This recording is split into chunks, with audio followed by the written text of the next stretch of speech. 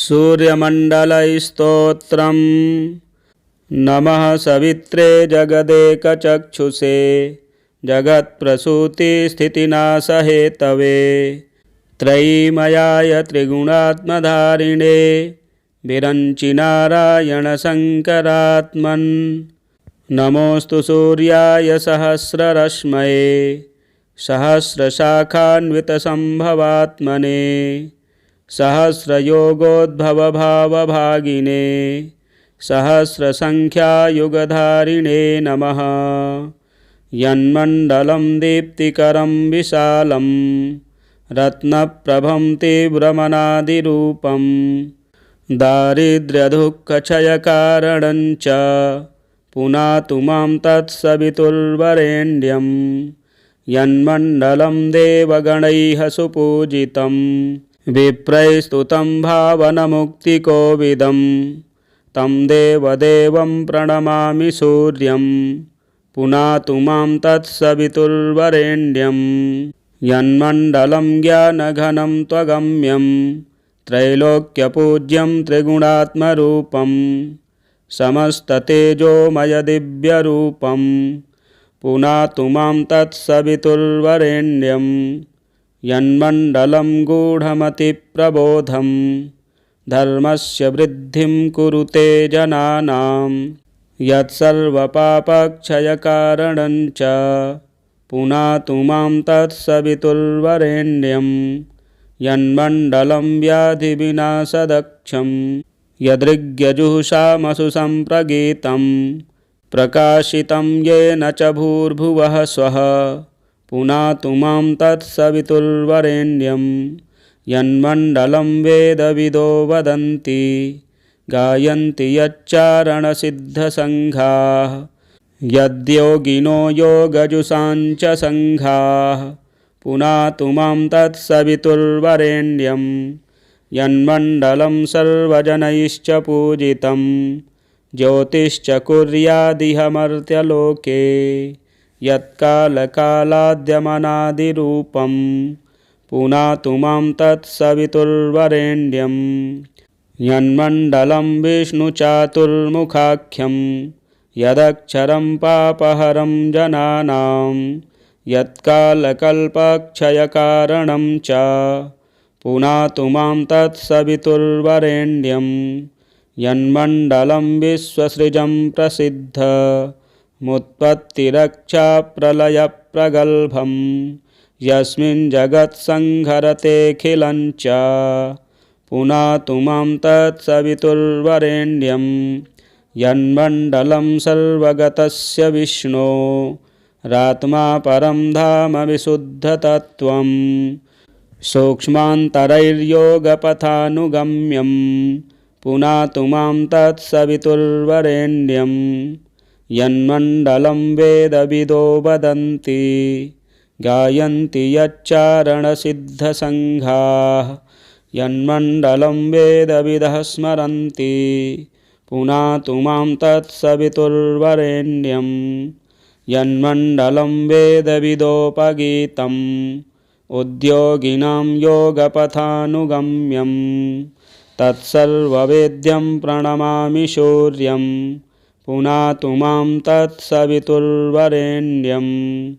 सूर्यमण्डलस्तोत्रं यः पठेत् सततं नरः सर्वपापविशुद्धात्मा सूर्यलोके महीयते।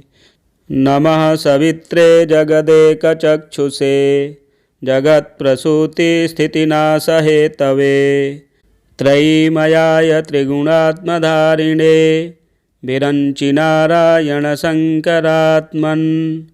नमोऽस्तु सूर्याय सहस्ररश्मये सहस्रशाखान्वितसम्भवात्मने सहस्रयोगोद्भवभावभागिने सहस्रसङ्ख्यायुगधारिणे नमः। यन्मण्डलं दीप्तिकरं विशालं रत्नप्रभं तीव्रमनादिरूपं दारिद्र्यदुःखक्षयकारणं च पुनातु मां तत्सवितुर्वरेण्यं। यन्मण्डलं देवगणैः सुपूजितं विप्रैस्तुतं भावनमुक्तिकोविदं तं देवदेवं प्रणमामि सूर्यं पुनातु मां तत्सवितुर्वरेण्यं यन्मण्डलं ज्ञानघनं त्वगम्यं त्रैलोक्यपूज्यं त्रिगुणात्मरूपं समस्ततेजोमयदिव्यरूपं पुनातु मां तत्सवितुर्वरेण्यं यन्मण्डलं गूढमतिप्रबोधं धर्मस्य वृद्धिं कुरुते जनानां यत्सर्वपापक्षयकारणं च पुनातु मां तत्सवितुर्वरेण्यं यन्मण्डलं व्याधिविनाशदक्षं यदृग्यजुषामसु सम्प्रगीतं प्रकाशितं येन च भूर्भुवः स्वः पुनातु मां तत्सवितुर्वरेण्यं यन्मण्डलं वेदविदो वदन्ति गायन्ति यच्चारणसिद्धसङ्घाः यद्योगिनो योगजुषाञ्च सङ्घाः पुनातु मां तत्सवितुर्वरेण्यं यन्मण्डलं सर्वजनैश्च पूजितं ज्योतिश्च कुर्यादिह मर्त्यलोके यत्कालकालाद्यमनादिरूपं पुनातु मां तत्सवितुर्वरेण्यं यन्मण्डलं विष्णुचातुर्मुखाख्यं यदक्षरं पापहरं जनानां यत्कालकल्पक्षयकारणं च पुनातु मां तत्सवितुर्वरेण्यं यन्मण्डलं विश्वसृजं प्रसिद्धमुत्पत्तिरक्षाप्रलयप्रगल्भं यस्मिन् जगत्संहरतेऽखिलं च पुनातु मां तत्सवितुर्वरेण्यं यन्मण्डलं सर्वगतस्य विष्णो रात्मा परं धाम विशुद्धतत्त्वं सूक्ष्मान्तरैर्योगपथानुगम्यं पुनातु मां तत्सवितुर्वरेण्यं यन्मण्डलं वेदविदो वदन्ति गायन्ति यच्चारणसिद्धसङ्घाः यन्मण्डलं वेदविदः स्मरन्ति पुनातु मां तत्सवितुर्वरेण्यं यन्मण्डलं वेदविदोपगीतम् उद्योगिनां योगपथानुगम्यं तत्सर्ववेद्यं प्रणमामि सूर्यं पुनातु मां तत्सवितुर्वरेण्यं सूर्यमण्डलसुस्तोत्रं यः पठेत् सततं नरः सर्वपापविशुद्धात्मा सूर्यलोके महीयते। नमः सवित्रे जगदेकचक्षुषे जगत्प्रसूतिस्थितिनाशहेतवे त्रयीमयाय त्रिगुणात्मधारिणे विरञ्चिनारायणशङ्करात्मन् नमोऽस्तु सूर्याय सहस्ररश्मये सहस्रशाखान्वितसम्भवात्मने सहस्रयोगोद्भवभावभागिने सहस्रसङ्ख्यायुगधारिणे नमः। यन्मण्डलं दीप्तिकरं विशालं रत्नप्रभं तीव्रमनादिरूपं दारिद्र्यदुःखक्षयकारणं च पुनातु मां तत्सवितुर्वरेण्यं यन्मण्डलं देवगणैः सुपूजितं विप्रैस्तुतं भावनमुक्तिकोविदं तं देवदेवं प्रणमामि सूर्यं पुनातु मां तत्सवितुर्वरेण्यं यन्मण्डलं ज्ञानघनं त्वगम्यं त्रैलोक्यपूज्यं त्रिगुणात्मरूपं समस्ततेजोमयदिव्यरूपं पुनातु मां तत्सवितुर्वरेण्यं यन्मण्डलं गूढमतिप्रबोधं धर्मस्य वृद्धिं कुरुते जनानां यत्सर्वपापक्षयकारणं च पुनातु मां तत्सवितुर्वरेण्यं यन्मण्डलं व्याधिविनाशदक्षं यदृग्यजुषामसु सम्प्रगीतं प्रकाशितं येन च भूर्भुवः स्वः पुनातु मां तत्सवितुर्वरेण्यं यन्मण्डलं वेदविदो वदन्ति गायन्ति यच्चारणसिद्धसङ्घाः यद्योगिनो योगजुषाञ्च सङ्घाः पुनातु मां तत्सवितुर्वरेण्यं यन्मण्डलं सर्वजनैश्च पूजितं ज्योतिश्च कुर्यादिह मर्त्यलोके यत्कालकालाद्यमनादिरूपं पुनातु मां तत्सवितुर्वरेण्यं यन्मण्डलं विष्णुचातुर्मुखाख्यं यदक्षरं पापहरं जनानां यत्कालकल्पक्षयकारणं च पुनातु मां तत्सवितुर्वरेण्यं यन्मण्डलं विश्वसृजं प्रसिद्धमुत्पत्तिरक्षाप्रलयप्रगल्भं यस्मिन् जगत्संहरतेऽखिलं च पुनातु मां तत्सवितुर्वरेण्यं यन्मण्डलं सर्वगतस्य विष्णो रात्मा परं धाम विशुद्धतत्त्वं सूक्ष्मान्तरैर्योगपथानुगम्यं पुनातु मां तत्सवितुर्वरेण्यं यन्मण्डलं वेदविदो वदन्ति गायन्ति यच्चारणसिद्धसङ्घाः यन्मण्डलं वेदविदः स्मरन्ति पुनातु मां तत्सवितुर्वरेण्यं यन्मण्डलं वेदविदोपगीतम् उद्योगिनां योगपथानुगम्यं तत्सर्ववेद्यं प्रणमामि सूर्यं पुनातु मां तत्सवितुर्वरेण्यं सूर्यमण्डलसुस्तोत्रं यः पठेत् सततं नरः सर्वपापविशुद्धात्मा सूर्यलोके महीयते। नमः सवित्रे जगदेकचक्षुषे जगत्प्रसूतिस्थितिनाशहेतवे त्रयीमयाय त्रिगुणात्मधारिणे विरञ्चिनारायणशङ्करात्मन् नमोऽस्तु सूर्याय सहस्ररश्मये सहस्रशाखान्वितसम्भवात्मने सहस्रयोगोद्भवभावभागिने सहस्रसङ्ख्यायुगधारिणे नमः।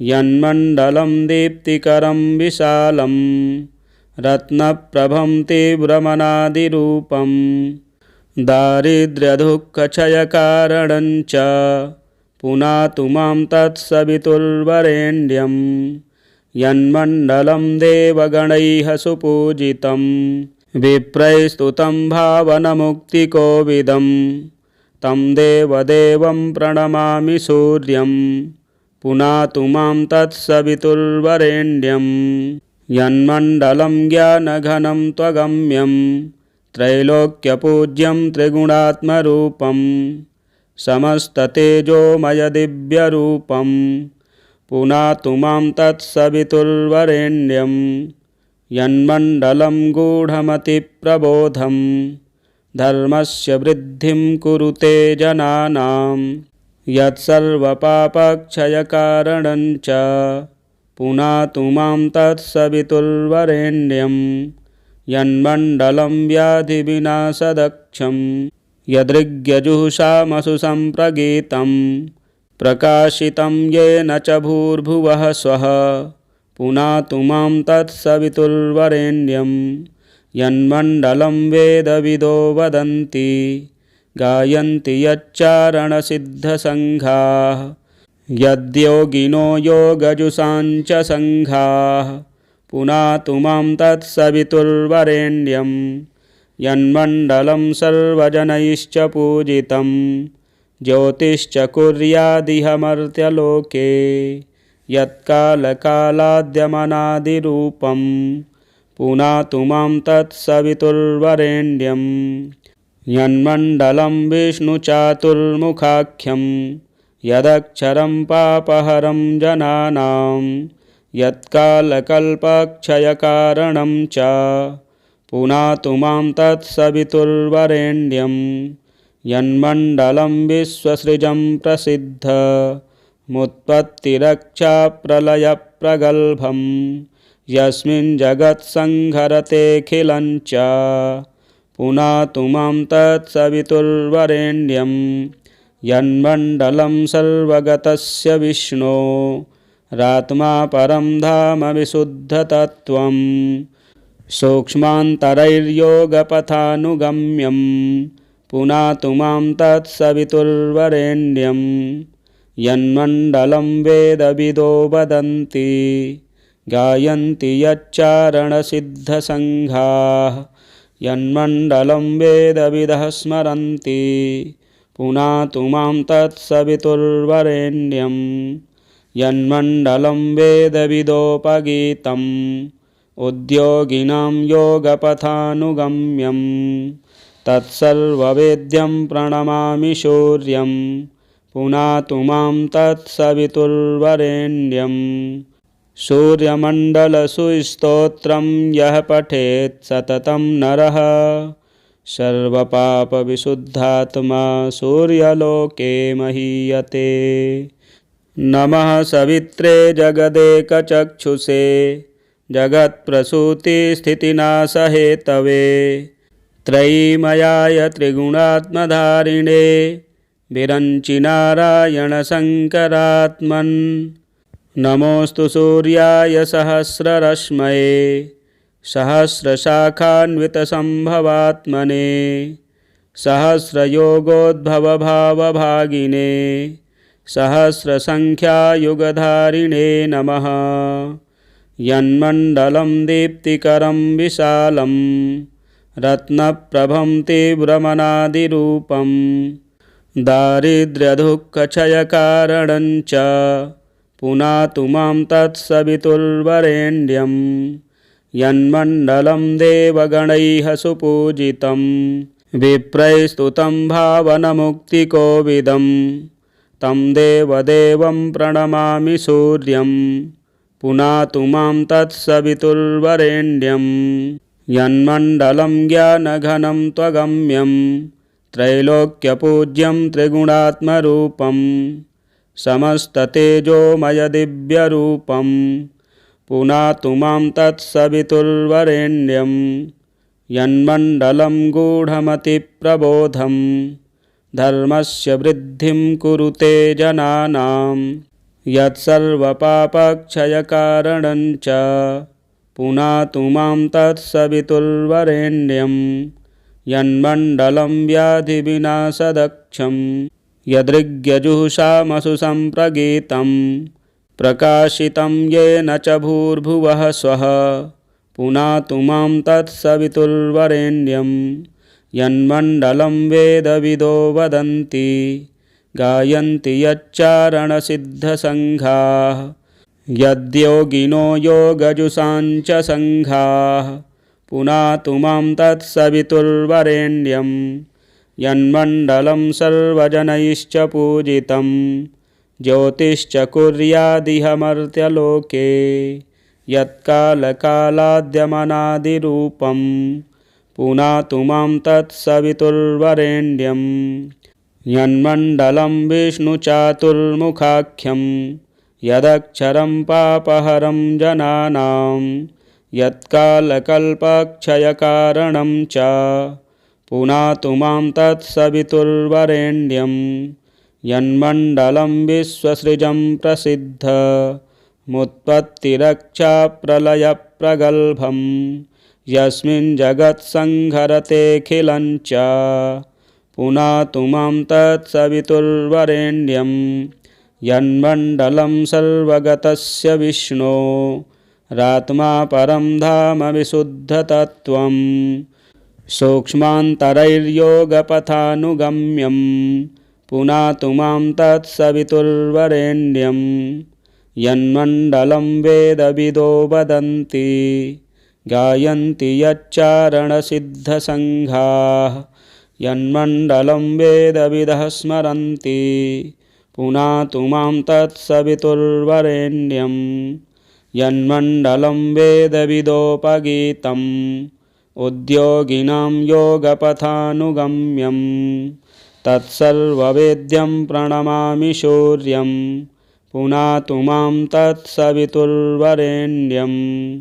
सूर्यमण्डलसुस्तोत्रं यः पठेत् सततं नरः सर्वपापविशुद्धात्मा सूर्यलोके महीयते। नमः सवित्रे जगदेकचक्षुषे जगत्प्रसूतिस्थितिनाशहेतवे त्रयीमयाय त्रिगुणात्मधारिणे विरञ्चिनारायणशङ्करात्मन् नमोऽस्तु सूर्याय सहस्ररश्मये सहस्रशाखान्वितसम्भवात्मने सहस्रयोगोद्भवभावभागिने सहस्रसङ्ख्यायुगधारिणे नमः। यन्मण्डलं दीप्तिकरं विशालं रत्नप्रभं तीव्रमनादिरूपं दारिद्र्यदुःखक्षयकारणं च पुनातु मां तत्सवितुर्वरेण्यं यन्मण्डलं देवगणैः सुपूजितं विप्रैस्तुतं भावनमुक्तिकोविदं तं देवदेवं प्रणमामि सूर्यं पुनातु मां तत्सवितुर्वरेण्यं यन्मण्डलं ज्ञानघनं त्वगम्यं त्रैलोक्यपूज्यं त्रिगुणात्मरूपं समस्ततेजोमयदिव्यरूपं पुनातु मां तत्सवितुर्वरेण्यं यन्मण्डलं गूढमतिप्रबोधं धर्मस्य वृद्धिं कुरुते जनानां यत्सर्वपापक्षयकारणं च पुनातु मां तत्सवितुर्वरेण्यं यन्मण्डलं व्याधिविनाशदक्षं यदृग्यजुषामसु सम्प्रगीतं प्रकाशितं येन च भूर्भुवः स्वः पुनातु मां तत्सवितुर्वरेण्यं यन्मण्डलं वेदविदो वदन्ति गायन्ति यच्चारणसिद्धसङ्घाः यद्योगिनो योगजुषाञ्च सङ्घाः पुनातु मां तत्सवितुर्वरेण्यं यन्मण्डलं सर्वजनैश्च पूजितं ज्योतिश्च कुर्यादिह मर्त्यलोके यत्कालकालाद्यमनादिरूपं पुनातु मां तत्सवितुर्वरेण्यं यन्मण्डलं विष्णुचातुर्मुखाख्यं यदक्षरं पापहरं जनानां यत्कालकल्पक्षयकारणं च पुनातु मां तत्सवितुर्वरेण्यं यन्मण्डलं विश्वसृजं प्रसिद्धमुत्पत्तिरक्षाप्रलयप्रगल्भं यस्मिन् जगत्संहरतेऽखिलं च पुनातु मां तत्सवितुर्वरेण्यं यन्मण्डलं सर्वगतस्य विष्णो रात्मा परं धाम विशुद्धतत्त्वं सूक्ष्मान्तरैर्योगपथानुगम्यं पुनातु मां तत्सवितुर्वरेण्यं यन्मण्डलं वेदविदो वदन्ति गायन्ति यच्चारणसिद्धसङ्घाः यन्मण्डलं वेदविदः स्मरन्ति पुनातु मां तत्सवितुर्वरेण्यं यन्मण्डलं वेदविदोपगीतम् उद्योगिनां योगपथानुगम्यं तत्सर्ववेद्यं प्रणमामि सूर्यं पुनातु मां तत्सवितुर्वरेण्यं सूर्यमण्डलसुस्तोत्रं यः पठेत् सततं नरः सर्वपापविशुद्धात्मा सूर्यलोके महीयते। नमः सवित्रे जगदेकचक्षुषे जगत्प्रसूतिस्थितिनाशहेतवे त्रयीमयाय त्रिगुणात्मधारिणे विरञ्चिनारायणशङ्करात्मन् नमोऽस्तु सूर्याय सहस्ररश्मये सहस्रशाखान्वितसम्भवात्मने सहस्रयोगोद्भवभावभागिने सहस्रसङ्ख्यायुगधारिणे नमः। यन्मण्डलं दीप्तिकरं विशालं रत्नप्रभं तीव्रमनादिरूपं दारिद्र्यदुःखक्षयकारणं च पुनातु मां तत्सवितुर्वरेण्यं यन्मण्डलं देवगणैः सुपूजितं विप्रैस्तुतं भावनमुक्तिकोविदं तं देवदेवं प्रणमामि सूर्यं पुनातु मां तत्सवितुर्वरेण्यं यन्मण्डलं ज्ञानघनं त्वगम्यं त्रैलोक्यपूज्यं त्रिगुणात्मरूपं समस्ततेजोमयदिव्यरूपं पुनातु मां तत्सवितुर्वरेण्यं यन्मण्डलं गूढमतिप्रबोधं धर्मस्य वृद्धिं कुरुते जनानां यत्सर्वपापक्षयकारणं च पुनातु मां तत्सवितुर्वरेण्यं यन्मण्डलं व्याधिविनाशदक्षं यदृग्यजुषामसु सम्प्रगीतं प्रकाशितं येन च भूर्भुवः स्वः पुनातु मां तत्सवितुर्वरेण्यं यन्मण्डलं वेदविदो वदन्ति गायन्ति यच्चारणसिद्धसङ्घाः यद्योगिनो योगजुषाञ्च सङ्घाः पुनातु मां तत्सवितुर्वरेण्यं यन्मण्डलं सर्वजनैश्च पूजितं ज्योतिश्च कुर्यादिह मर्त्यलोके यत्कालकालाद्यमनादिरूपं पुनातु मां तत्सवितुर्वरेण्यं यन्मण्डलं विष्णुचातुर्मुखाख्यं यदक्षरं पापहरं जनानां यत्कालकल्पक्षयकारणं च पुनातु मां तत्सवितुर्वरेण्यं यन्मण्डलं विश्वसृजं प्रसिद्धमुत्पत्तिरक्षाप्रलयप्रगल्भं यस्मिन् जगत्संहरतेऽखिलं च पुनातु मां तत्सवितुर्वरेण्यं यन्मण्डलं सर्वगतस्य विष्णो रात्मा परं धाम विशुद्धतत्त्वं सूक्ष्मान्तरैर्योगपथानुगम्यं पुनातु मां तत्सवितुर्वरेण्यं यन्मण्डलं वेदविदो वदन्ति गायन्ति यच्चारणसिद्धसङ्घाः यन्मण्डलं वेदविदः स्मरन्ति पुनातु मां तत्सवितुर्वरेण्यं यन्मण्डलं वेदविदोपगीतम्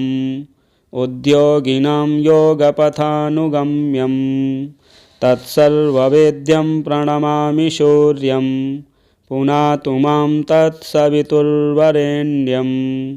सूर्यमण्डलस्तोत्रं यः पठेत् सततं नरः सर्वपापविशुद्धात्मा सूर्यलोके महीयते।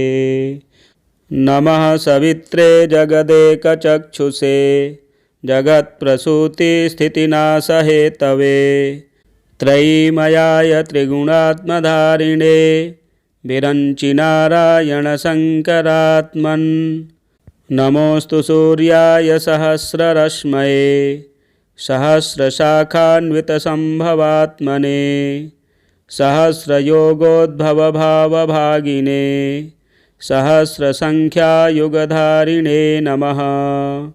यन्मण्डलं दीप्तिकरं विशालं रत्नप्रभं तीव्रमनादिरूपं दारिद्र्यदुःखक्षयकारणं च पुनातु मां तत्सवितुर्वरेण्यं यन्मण्डलं देवगणैः सुपूजितं विप्रैस्तुतं भावनमुक्तिकोविदं तं देवदेवं प्रणमामि सूर्यं पुनातु मां तत्सवितुर्वरेण्यं यन्मण्डलं ज्ञानघनं त्वगम्यं त्रैलोक्यपूज्यं त्रिगुणात्मरूपं समस्ततेजोमयदिव्यरूपं पुनातु मां तत्सवितुर्वरेण्यं यन्मण्डलं गूढमतिप्रबोधं धर्मस्य वृद्धिं कुरुते जनानां यत्सर्वपापक्षयकारणं च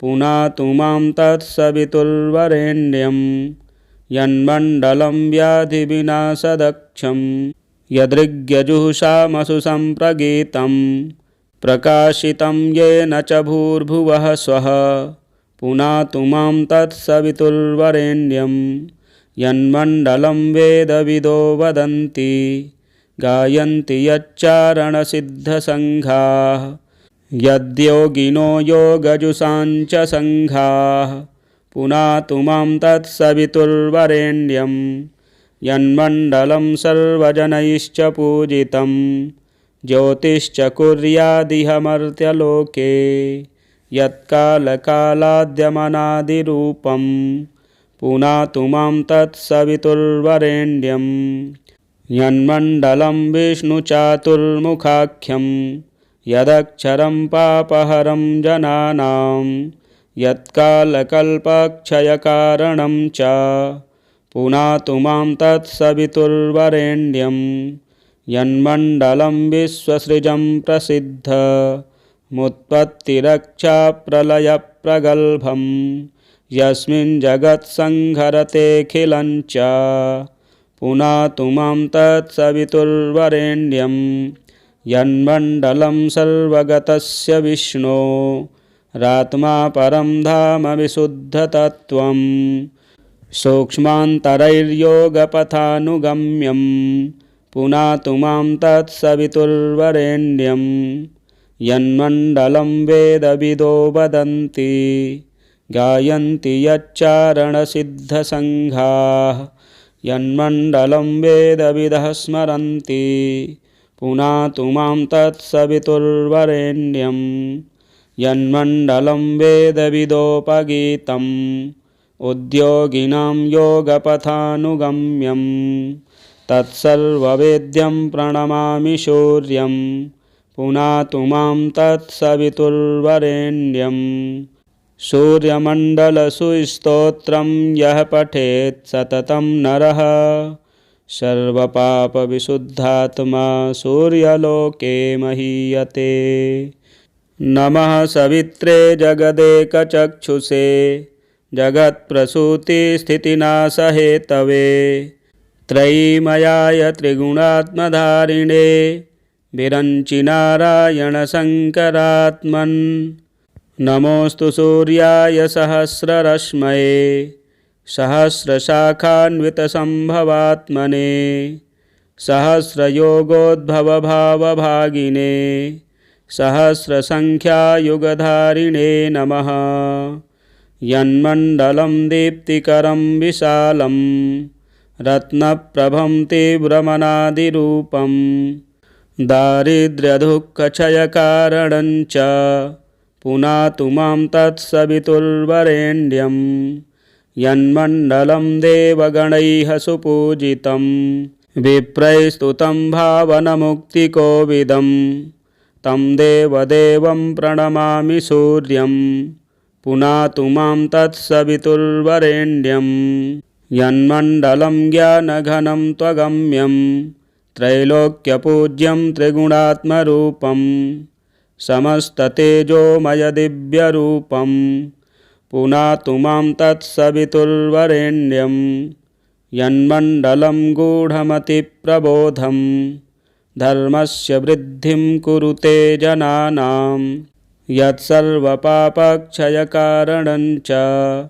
पुनातु मां तत्सवितुर्वरेण्यं यन्मण्डलं व्याधिविनाशदक्षं यदृग्यजुषामसु सम्प्रगीतं प्रकाशितं येन च भूर्भुवः स्वः पुनातु मां तत्सवितुर्वरेण्यं यन्मण्डलं वेदविदो वदन्ति गायन्ति यच्चारणसिद्धसङ्घाः यद्योगिनो योगजुषाञ्च सङ्घाः पुनातु मां तत्सवितुर्वरेण्यं यन्मण्डलं सर्वजनैश्च पूजितं ज्योतिश्च कुर्यादिह मर्त्यलोके यत्कालकालाद्यमनादिरूपं पुनातु मां तत्सवितुर्वरेण्यं यन्मण्डलं विष्णुचातुर्मुखाख्यं यदक्षरं पापहरं जनानां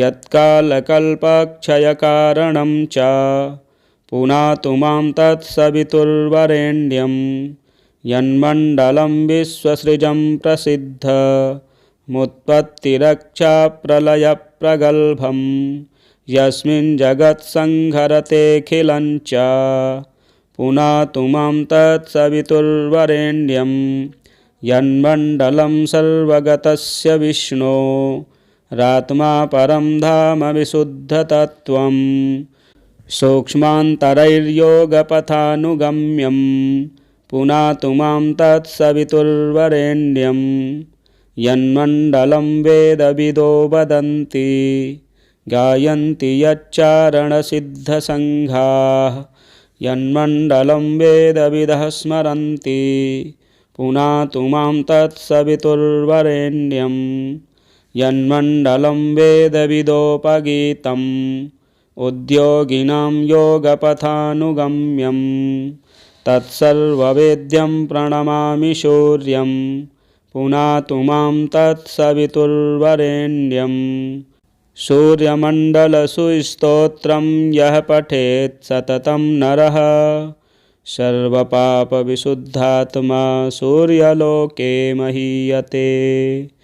नमः सवित्रे जगदेकचक्षुषे जगत्प्रसूतिस्थितिनाशहेतवे त्रयीमयाय त्रिगुणात्मधारिणे विरञ्चि नारायणशङ्करात्मन् नमोऽस्तु सूर्याय सहस्ररश्मये सहस्रशाखान्वितसम्भवात्मने सहस्रयोगोद्भवभावभागिने सहस्रसङ्ख्यायुगधारिणे नमः।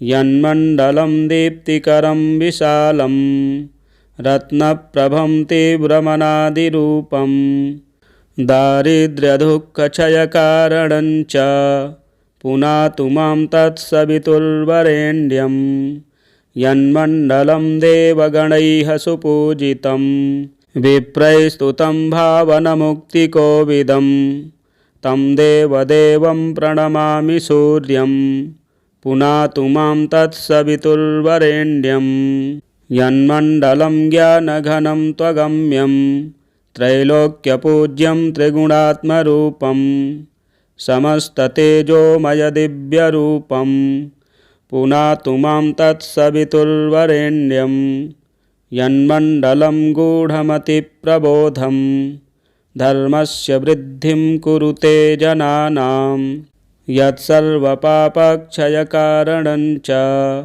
पुनातु मां तत्सवितुर्वरेण्यं यन्मण्डलं व्याधिविनाशदक्षं यदृग्यजुषामसु सम्प्रगीतं प्रकाशितं येन च भूर्भुवः स्वः पुनातु मां तत्सवितुर्वरेण्यं यन्मण्डलं वेदविदो वदन्ति गायन्ति यच्चारणसिद्धसङ्घाः यद्योगिनो योगजुषाञ्च सङ्घाः पुनातु मां तत्सवितुर्वरेण्यं यन्मण्डलं सर्वजनैश्च पूजितं ज्योतिश्च कुर्यादिह मर्त्यलोके यत्कालकालाद्यमनादिरूपं पुनातु मां तत्सवितुर्वरेण्यं यन्मण्डलं विष्णुचातुर्मुखाख्यं यदक्षरं पापहरं जनानां यत्कालकल्पक्षयकारणं च पुनातु मां तत्सवितुर्वरेण्यं यन्मण्डलं विश्वसृजं प्रसिद्धमुत्पत्तिरक्षाप्रलयप्रगल्भं यस्मिन् जगत्संहरतेऽखिलं च पुनातु मां तत्सवितुर्वरेण्यं यन्मण्डलं सर्वगतस्य विष्णो रात्मा परं धाम विशुद्धतत्त्वं सूक्ष्मान्तरैर्योगपथानुगम्यं पुनातु मां तत्सवितुर्वरेण्यं यन्मण्डलं वेदविदो वदन्ति गायन्ति यच्चारणसिद्धसङ्घाः यन्मण्डलं वेदविदः स्मरन्ति पुनातु मां तत्सवितुर्वरेण्यं यन्मण्डलं वेदविदोपगीतम् उद्योगिनां योगपथानुगम्यं तत्सर्ववेद्यं प्रणमामि सूर्यं पुनातु मां तत्सवितुर्वरेण्यं। सूर्यमण्डलस्तोत्रं यः पठेत् सततं नरः सर्वपापविशुद्धात्मा सूर्यलोके महीयते। नमः सवित्रे जगदेकचक्षुषे जगत्प्रसूतिस्थितिनाशहेतवे त्रयीमयाय त्रिगुणात्मधारिणे विरञ्चि नारायणशङ्करात्मन्। नमोऽस्तु सूर्याय सहस्ररश्मये सहस्रशाखान्वितसम्भवात्मने सहस्रयोगोद्भवभावभागिने सहस्रसङ्ख्यायुगधारिणे नमः। यन्मण्डलं दीप्तिकरं विशालं रत्नप्रभं तीव्रमनादिरूपं दारिद्र्यदुःखक्षयकारणं च पुनातु मां तत्सवितुर्वरेण्यं। यन्मण्डलं देवगणैः सुपूजितं विप्रैस्तुतं भावनमुक्तिकोविदं तं देवदेवं प्रणमामि सूर्यं पुनातु मां तत्सवितुर्वरेण्यं। यन्मण्डलं ज्ञानघनं त्वगम्यं त्रैलोक्यपूज्यं त्रिगुणात्मरूपं समस्ततेजोमयदिव्यरूपं पुनातु मां तत्सवितुर्वरेण्यं। यन्मण्डलं गूढमतिप्रबोधं धर्मस्य वृद्धिं कुरुते जनानां यत्सर्वपापक्षयकारणं च पुनातु मां तत्सवितुर्वरेण्यं।